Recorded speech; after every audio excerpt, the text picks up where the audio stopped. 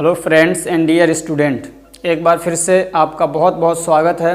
तो आज की इस वीडियो में हम लोग पढ़ने वाले हैं distribution of narcotics and psychotropic substance in their storage. अब डिस्ट्रीब्यूशन क्या होता है ये भी आप कई बार पढ़ चुके हैं, समझ चुके हैं। नारकोटिक्स और साइकोट्रोपिक्स ये भी आप समझ चुके हैं कई बार। मैं थोड़ा सा इसके बारे में बताता हूँ।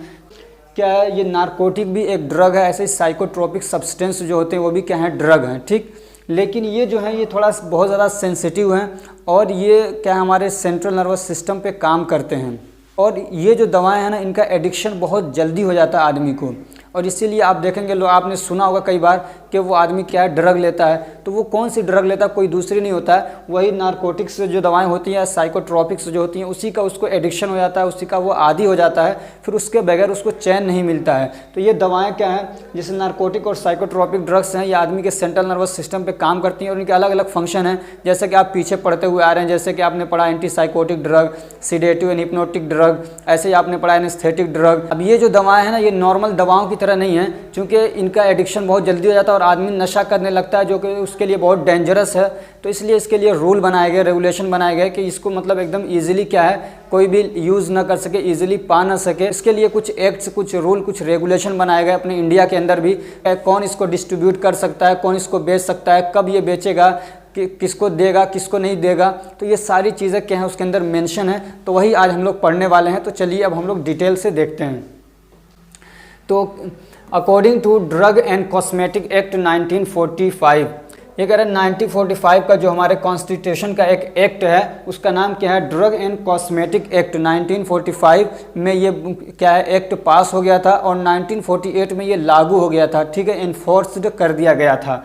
तो इसके अकॉर्डिंग ये जो दवाएं हैं, नारकोटिक और साइकोट्रोपिक ड्रग्स, ये किसी को भी ऐसे नहीं दे दी जाती हैं। मेडिकल स्टोर वाला ये दवा सिर्फ उसी को देगा जिसके पास प्रिस्क्रिप्शन होगा। अब प्रिस्क्रिप्शन और वो जो प्रिस्क्रिप्शन है वो वैलिड प्रिस्क्रिप्शन होना चाहिए।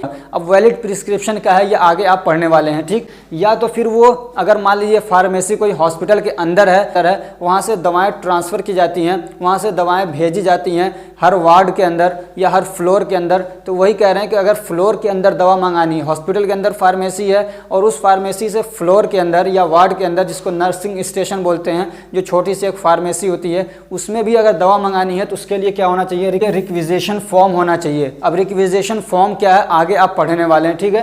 तो आपको ये समझ में आ गया होगा कि अगर किसी को भी ये दवा चाहिए, समझ में आ रही बात, तो वो क्या है, या तो अगर वो पेशेंट हॉस्पिटल के अंदर एडमिट नहीं है तो उसके पास प्रिस्क्रिप्शन होना चाहिए। ऐसे ही जो नर्स वगैरह हैं जो किसी हॉस्पिटल के अंदर काम कर रही हैं और उनका जो छोटा सा फार्मेसी है जहाँ पे दवाएं आके स्टोर हो रही हैं, उसमें अगर दवा मंगाना है मेन फार्मेसी से, तो उसके लिए उनको रिक्विजिशन फॉर्म भरने की ज़रूरत होती है। ऐसा नहीं है कि डायरेक्टली जाके कह दिया कि हमको इतनी दवाएं चाहिए, ये नारकोटिक और साइकोट्रोपिक और दे दें, तो ऐसा नहीं है। बल्कि पूरा ये कि एक रिक्विजिशन फॉर्म भरेंगी, यानी उसमें रिक्वेस्ट करेंगे कि हमको ये दवाएँ चाहिए, इतनी क्वान्टिटी में चाहिए, उसका स्ट्रेंथ ये होगा। तो ये सारी चीज़ें फॉर्म भर के वो देती हैं। तब वहाँ से जो क्या है, वो फार्मासिस्ट उसको देखता है, पास करता है, फिर दवाएं वहाँ से भेजी जाती हैं कहाँ पे, नर्सिंग स्टेशन पे, नर्सिंग यूनिट के अंदर, जो किसी वार्ड के अंदर या किसी फ्लोर के ऊपर होता है। हाँ, एक बात ध्यान रखिए, ये जो नारकोटिक और साइकोट्रोपिक ड्रग्स हैं, इनको कंट्रोल ड्रग भी बोलते हैं। क्या बोलते हैं, कंट्रोल ड्रग या कंट्रोल सब्सटेंस, ठीक। अब देखिए, तो अब ये जो दवाएं हैं नारकोटिक और साइकोट्रोपिक ड्रग्स, इनका मिसयूज़ ना हो, कोई गलत तरीके से इनको इस्तेमाल ना करे। तो इसके लिए इसको क्या है, थोड़ा कंट्रोल करना पड़ता है, इसकी निगरानी करनी पड़ती है। तो निगरानी वहीं पे होगी जहाँ पे ये दवाएं होंगी। तो कहाँ होती हैं दवाएं, या तो हॉस्पिटल के फार्मेसी के अंदर होंगी, या हॉस्पिटल के छोटा सा जो फार्मेसी फ्लोर के अंदर है वहाँ पे होंगी, या तो बाहर जो फार्मेसी वहाँ पे होंगी। तो सबसे पहले हम लोग पढ़ते हैं कि हॉस्पिटल के अंदर कैसे इसको कंट्रोल किया जाए कि इसका मिसयूज़ ना हो, ठीक। अब ये जो आप ये स्टेप्स पढ़ने जा रहे हैं, जो ये तरीके पढ़ने जा रहे हैं, प्रोसीजर पढ़ने जा रहे हैं, कैसे इसको मतलब कंट्रोल किया जाए, तो ये अमेरिकन गवर्नमेंट के जो अथॉरिटीज़ हैं, यानी उसके अधिकारियों ने ये क्या पूरा प्रोसीजर बताया है। तो अपने इंडिया के अंदर भी वो अप्लाई किया जा सकता है, ठीक। तो सबसे पहला क्या है, responsibilities for control substance in hospital है।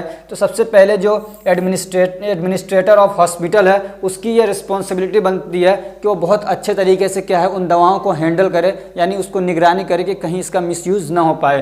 फिर उसके बाद जो उससे नीचे आता है जिसको हम लोग डीन बोलते हैं या फिर मेडिकल सुपरिटेंडेंट है, उसकी जिम्मेदारी होती है सही से वो मैनेज करे। उसके बाद जो बड़ी जिम्मेदारी है वो होती है एक फार्मासिस्ट की। जो चीफ फार्मासिस्ट है यानी जो वहाँ की हॉस्पिटल की फार्मेसी है उसका जो सबसे बड़ा फार्मासिस्ट है उसकी ज़्यादा जिम्मेदारी होती है, इसलिए कि वही दवाओं को क्या करता है, इशू करता है, वही दवाओं को खरीदता है, मंगाता है, वो सारी चीज़ों को वो कंट्रोल करता है, तो इसकी जिम्मेदारी ज़्यादा है। इसलिए he should look after the purchase, storage and dispensing of control substance. तो ये जो चीफ फार्मासिस्ट है ये क्या करेगा, लुक आफ्टर करेगा। लुक आफ्टर का मतलब होता है निगरानी करना, देखभाल करना, ठीक। तो ये लुक आफ्टर करेगा, देखभाल करेगा उन दवाओं को कि कहीं पे ये मिसयूज़ ना हो पाए, कहीं गलत तरीके से ना भेजी जाएं। तो जब खरीदी जाएंगी तब भी ये ध्यान रखेगा कितनी खरीदी जा रही है, ठीक। और उसके बाद जब स्टोरेज किया जाएगा तो उस तब भी देखेगा कहाँ पे इसको स्टोर किया जा रहा है, कितना स्टोर किया जा रहा है, कोई गड़बड़ी तो नहीं कर रहा है। उसके बाद जब उसको मान लीजिए फार्मेसी के, अब ये फार्मेसी के अंदर स्टोर हो गई, अब वहाँ से कितनी दवाएँ ये बेची जा रही हैं और फिर कितनी भेजी जा रही हैं नर्सिंग स्टेशन पे, तो ये सारी चीज़ें क्या है ये निगरानी में अपने करेगा। अब उसके बाद मान लीजिए वो फार्मेसी से उसको भेज दिया गया, जो ये सब्सटेंस हैं इनको मेन फार्मेसी से छोटी फार्मेसी जो हर फ्लोर के ऊपर हो सकती है या जो जिसको हम लोग नर्सिंग स्टेशन बोलते हैं वहाँ पे दवाएं भेज दी गई। तो अब जो उसका हेड नर्स है, चाहे वो लेडीज़ हो चाहे जेंट्स हो, अब उसकी जिम्मेदारी बनती है कि उसको जब रखा जा रहा है, स्टोर किया जा रहा है, तो उसको निगरानी करे, ऐसे ही कहाँ पर वो यूज़ हो रहा है, कितना यूज़ हो रहा है, ये जो कंट्रोल सब्सटेंस हैं उसको देखे। ये तो अब किसकी जिम्मेदारी है, हेड नर्स की जिम्मेदारी है कि जब वो दवाएँ नर्सिंग यूनिट में आ चुकी हैं। उसके बाद अगर अभी आपने पढ़ा ना रिक्विजिशन फॉर्म क्या है, तो अगर मान लीजिए जब मेन फार्मेसी से दवाएं मंगानी हो, मेन फार्मेसी से अगर दवा मंगानी हो नर्सिंग स्टेशन पे, यानी जो फ्लोर के ऊपर एक छोटी सी फार्मेसी है वहाँ पे अगर दवा मंगानी हो, कौन सी, नारकोटिक और साइकोट्रोपिक ड्रग्स जो हैं, तो ऐसे ही नहीं मंगा पाएंगे कि फ़ोन कर दिया सर जी और ये इतनी दवाएँ भेज दीजिए, नहीं। उसके लिए उनको एक रिक्विजिशन फॉर्म भरना पड़ेगा, यानी रिक्वेस्ट करने वाला एक फॉर्म जिसमें वो रिक्वेस्ट करेंगे कि ये दवाएँ हमको चाहिए। तो वो फॉर्म कैसे होगा, तो वो ये है कि उसमें कई चीज़ें मेंशन होना चाहिए। क्या क्या, एक तो दवा का नाम, फिर कितनी उसका स्ट्रेंथ होना चाहिए, यानी कितने पावर की होनी चाहिए, 10 mg की, 20 mg की, ये उसमें मेंशन होगा। और फिर उसकी क्वांटिटी कितनी आप मंगा रही हैं, इतनी चीज़ें क्या है उसमें मेंशन होनी चाहिए। तो इस तरीके से मान लीजिए कोई हॉस्पिटल है तो हॉस्पिटल का नाम लिखेंगे यहाँ पे, जैसे कि यहाँ पे लिख रखा मैंने अपोलो हॉस्पिटल दिल्ली, तो पूरा हॉस्पिटल का नाम और उसका यहाँ पे एड्रेस वगैरह लिखेंगी। उसके बाद वार्ड नंबर, यानी किस वार्ड में वो दवाएँ मंगाई जा रही है, मान लीजिए वार्ड नंबर 1 में तो 1 लिख देंगी, किस फ्लोर पे वो वार्ड है, मान लीजिए फ्लोर नंबर 2 पे है तो 2 लिख देंगे। फिर किस डेट में, तो मान लीजिए कि 27/11/2022 को, तो 2022 यहाँ पे लिख देंगे ऐसे, ठीक। अब इतनी चीज़ें भरने के बाद फिर उसमें दवा यहाँ पे उसके कौन कौन से आइटम हैं तो वो यहाँ पे मंगाएंगे, जैसे कि कोडीन सल्फेट हो गया, तो कोडीन सल्फेट कितना mg, तो उसका स्ट्रेंथ भी उसमें लिखना है, ठीक। उसकी क्वांटिटी कितनी होनी चाहिए, 20 क्वांटिटी। ऐसे ही मान लिया 30 क्वांटिटी में चाहिए मॉर्फिन सल्फेट एम्प्यूल्स यानी इंजेक्शन चाहिए, तो कितना mg का, 15 mg का चाहिए। तो ये सारी चीज़ें लिख के यहाँ से ये भेजेंगे। अब वहाँ से जब दवाएँ आएंगी तो जो फार्मासिस्ट है उनका प्राइस भी लिखेगा वो, कि मान लीजिए ये जो कोडीन सल्फेट है वो कितने का, एक टेबलेट मान लीजिए कितने की पड़ रही है, तो मान लीजिए 2 रुपये की पड़ रही है, तो 2 इंटू कितना है 20 क्वांटिटी, तो वहाँ पे ये लिख देगा, ठीक है। अब जितना हो रहा है यहाँ पे तो वो लिख देगा, समझ में आ रही है। तो ऐसे वो लिख के देंगे। और एक बात और ध्यान रखिए, जो ये दवाएं होती है ना ज़्यादा, मतलब ये जो साइकोट्रोपिक ड्रग्स हैं या फिर ये जो नारकोटिक ड्रग्स हैं, ये जब किसी पेशेंट को मतलब लगाई जाती है, एडमिनिस्टर की जाती है, तो उनसे पैसा लिया जाता है बाकायदा। और दवाएँ हो सकता है कि फ्री में दी जाएँ, लेकिन ये जो दवाएँ दी जाती हैं उसका पैसा लिया जाता है।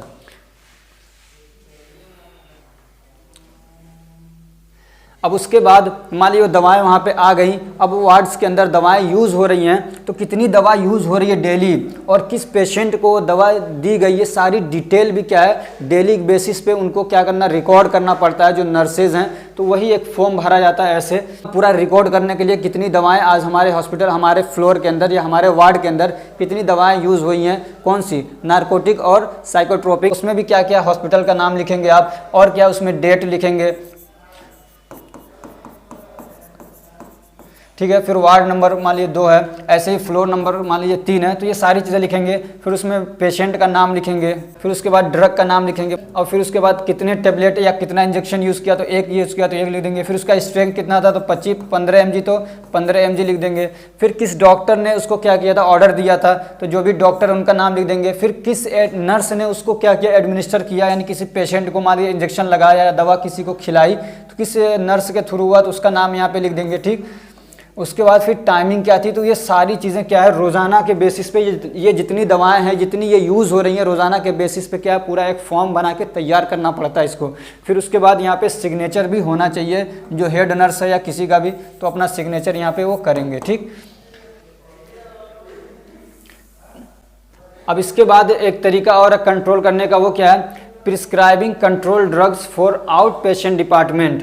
ये कह रहे हैं कि जो डॉक्टर हैं अगर वो किसी आउट पेशेंट के लिए ये दवाएं जो साइकोट्रोपिक और नार्कोटिक ड्रग्स से प्रिस्क्राइब कर रहे हैं तो उसके लिए कुछ चीज़ों को ध्यान में रखना ज़रूरी है।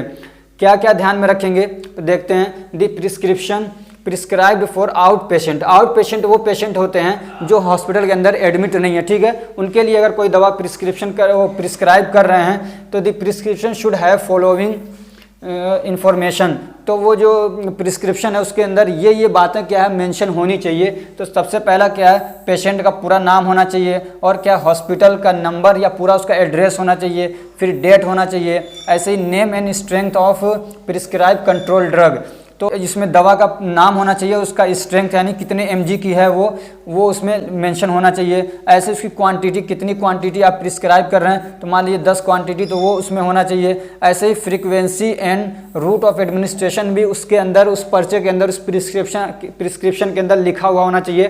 फ्रीक्वेंसी का मतलब ये कि दिन में कितनी बार लेगा, 3 बार लेगा कि 2 बार लेगा, कितनी बार लेगा, तो वो भी उसके अंदर मेंशन होना चाहिए, ठीक है। ऐसे फिर उसके बाद सिग्नेचर ऑफ फिजिशियन, तो फिजिशियन का क्या है सिग्नेचर उसमें होना चाहिए। ये सब चीज़ें जब रहेंगी तभी कोई फार्मेसी वाला क्या है वो दवा देगा साइकोट्रोपिक और नार्कोटिक, ठीक। अगर ये सारी चीज़ें मेंशन नहीं है, अगर मान लीजिए आप फार्मेसी चला रहे हैं तो आपकी ये जिम्मेदारी बनती है कि ऐसे किसी शख्स को कोई आपसे दवा लेने आ रहा है तो उसको दवा बिल्कुल मत दीजिए अगर ये सारी चीज़ें उसमें क्या है मेंशन नहीं है। ये क्या है एक वैलिड प्रिस्क्रिप्शन माना जाता है जिसके अंदर ये सारी चीज़ें मेंशन हों।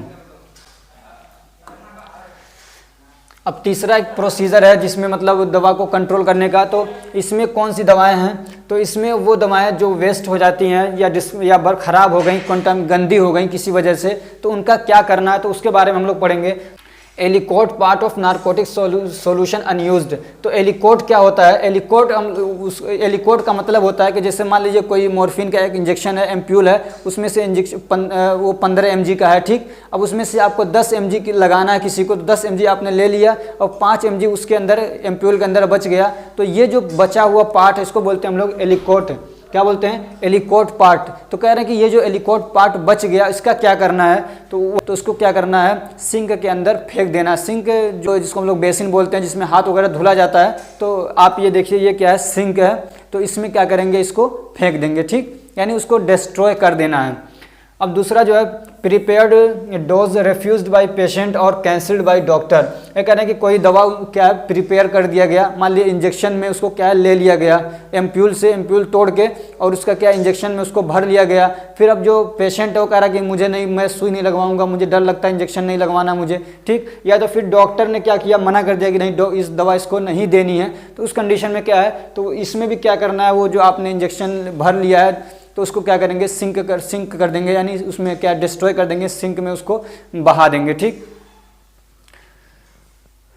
और क्या है एक्सीडेंटल डिस्ट्रक्शन ऑफ ड्रग, या जो दवा वगैरह है वो कभी मतलब एक्सीडेंटली आदमी चाहा नहीं अनजाने में गिर गया या गंदी हो गई दवा किसी तरीके से, तो उसको क्या करेंगे, तो in case of accidental destruction of drug in nursing unit, यानी मान लीजिए नर्सिंग स्टेशन में दवा है और वो डिस्ट्रॉय हो गई, ख़राब हो गई, किसी तरीके से टूट गई वो जो शीशी है, तो अब जो जिसके साथ में ये मतलब एक्सीडेंट हुआ है, जिसके साथ में मामला पेश आया है, तो उसकी जिम्मेदारी ये है कि उसको छुपाए नहीं, बल्कि जो हेड नर्स है उसको बता दे कि मुझसे ऐसा ऐसा हुआ और वो क्या है एक जो एम्प्यूल था या एक जो दवा थी वो क्या है डिस्ट्रॉय हो गई है, उसको मैंने फेंक दिया है। वरना फिर जब रिकॉर्ड उसका देखा जाएगा तो पता चलेगा एक दवा है ही नहीं, तो अब जो हेड नर्स है उसकी पकड़ होगी, तो उसमें चोरी का इल्ज़ाम लगेगा। तो जो भी है, क्योंकि ये जो दवाएं होती हैं इनका पूरा रिकॉर्ड रखा जाता है और चेक किया जाता है, तो इसलिए इसके जिसके साथ में ये हुआ है वो क्या करे, अपने हेड नर्स को बता दे ताकि दिक्कत ना हो आगे।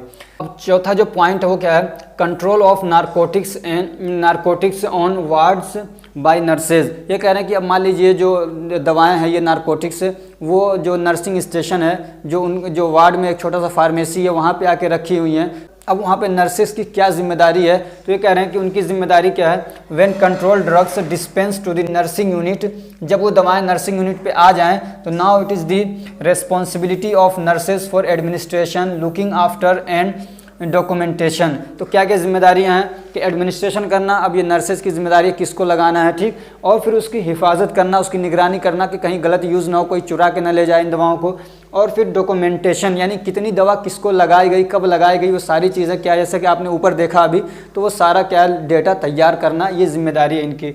ऐसे ही delivery of control drug to ward, जो मेन फार्मेसी है वहाँ से जब दवाओं को डिलीवर किया जा रहा है छोटी फार्मेसी की तरफ, ये नर्सिंग यूनिट की तरफ, तो उसमें क्या बात ध्यान रखनी है, तो the narcotic drugs from main pharmacy should be delivered to ward और nursing station by a faithful person working in hospital. तो ये कह रहे हैं कि जब आप मेन फार्मेसी से नर्सिंग स्टेशन की तरफ दवाओं को डिस्ट्रीब्यूट कर रहे हैं, भेज रहे हैं, तो अब उसमें किसी के हाथों नहीं भेज देंगे, बल्कि उसी आदमी के हाथों भेजेंगे जो क्या है, फेथफुल है, यानी जिस पे भरोसा किया जा सकता है, जो रिलायबल है, उसी के हाथों क्या करेंगे, उसको आप भेजेंगे।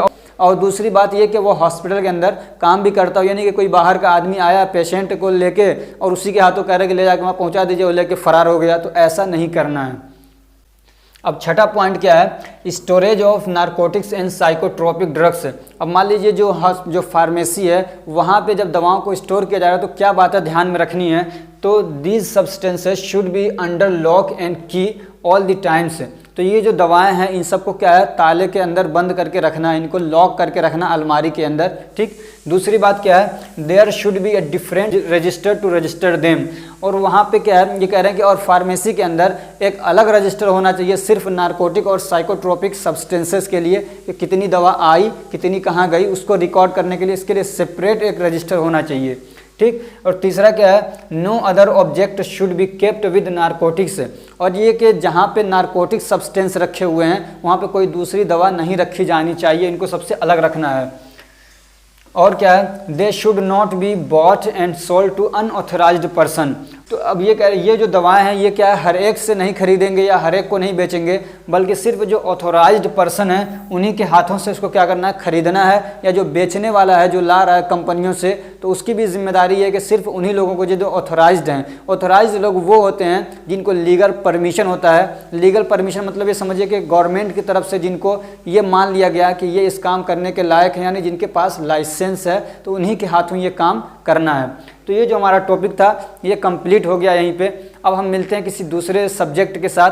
अगर ये हमारी कोशिश अच्छी लग रही है तो वीडियो को लाइक करिए, चैनल को सब्सक्राइब करिए, अपने फ्रेंड्स को भी शेयर करिए। आपसे एक रिक्वेस्ट है, हमारे एक फ्रेंड हैं जिन्होंने ये सब कुछ अपना अवेलेबल कराया मुझे, ये डिजिटल बोर्ड, और ये मुझे बहुत सपोर्ट किया, कैमरा अपना सारा कुछ मुझे दिया अपना यूज़ करने के लिए। उनका भी एक यूट्यूब चैनल है एंड स्टडी के नाम से। क्या है? एंड